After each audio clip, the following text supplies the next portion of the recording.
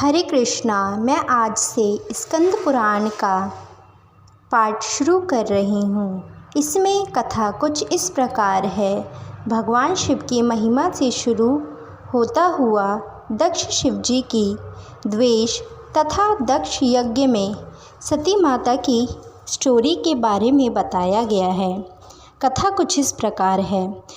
दक्ष का वह महायज्ञ कनखल तीर्थ में आरंभ हुआ। उसमें उन्होंने भृगु आदि तपोधनों को द्विज बनाया। अनेक प्रकार के कौतुक और मंगलाचार संपन्न करके दक्ष ने यह यज्ञ की दीक्षा ली। साथ में उनकी धर्मपत्नी भी बैठी थी। ब्राह्मणों ने स्वामित्व वाचन किया। उस समय अपने स्वहत देशों से घिरे हुए दक्ष अपना महत्व बढ़ जाने के कारण अधिक सुशोभित हो रहे थे।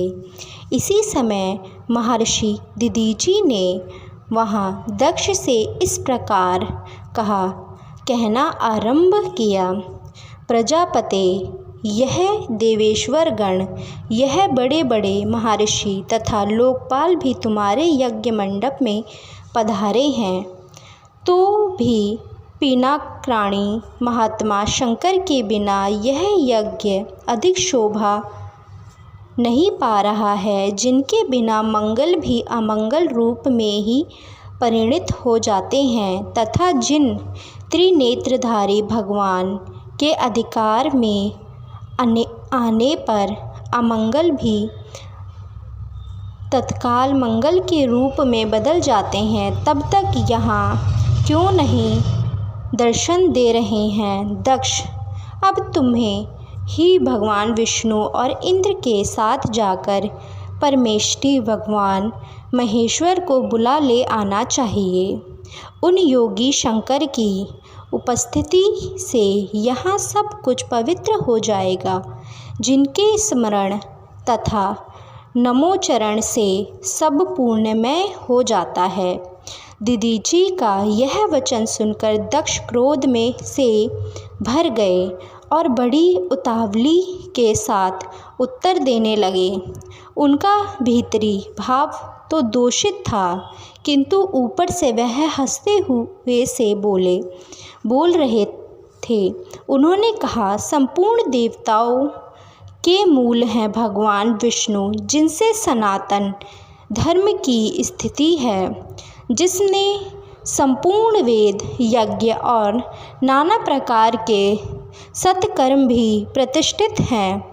हे वे भगवान विष्णु तो यहाँ पधारे हुए ही हैं। सतलोक से लोक प्रीतमः ब्रह्मा जी भी आ गए हैं। उनके साथ समस्त वेद उपनिषद और नाना प्रकार के आगमन भी हो गए हैं। इस प्रकार आप जैसे निष्पाप महर्षिगण भी आ ही गए हैं। जो यज्ञ कर्म के योग्य है, शांतचित और सुपात्र है, वह सब महात्मय यहाँ पधारण कर चुके हैं। आप सभी महर्षिगण वेदों के वाक्य तथा उसके अर्थ भी तत्व हैं, दृढ़तापूर्वक व्रत का पालन करने वाले हैं। आपके हेतु हुए अब हमें रुद्र से क्या प्रयोजन है? ब्रह्मा, आप सब लोग मिलकर मेरे इस महान यज्ञ को सफल बनाएं। दक्ष की बात सुनकर दधीचि ने कहा, पवित्र अंतःकरण वाले समस्त श्रेष्ठ महर्षियों और देवताओं के समुदाय में यह बड़ा भारी अन्याय हुआ है कि भगवान शिव को आमंत्रित ही नहीं किया गया। महात्मा शंकर के बिना इस यज्ञ में शीघ्र ही महान विघ्न होने वाला है। यों कहकर महर्षि दधीचि अकेले ही दक्ष की यज्ञशाला से निकल पड़े और तुरंत अपने आश्रम को चल पड़े। उनके चले जाने पर दक्ष ने हंसते हुए कहा, ब्राह्मणों, दधीचि शंकर के प्रेमी हैं, वह चले गए। आप सब लोग वैदिक सिद्धांत में रत रहने वाले हैं। भगवान विष्णु आप सबके अग्रणीय हैं। अब शीघ्र ही आप लोग मेरे यज्ञों को सफल बनाएं। तब उन सभी महर्षियों ने वहाँ वेद यज्ञ आरंभ किया।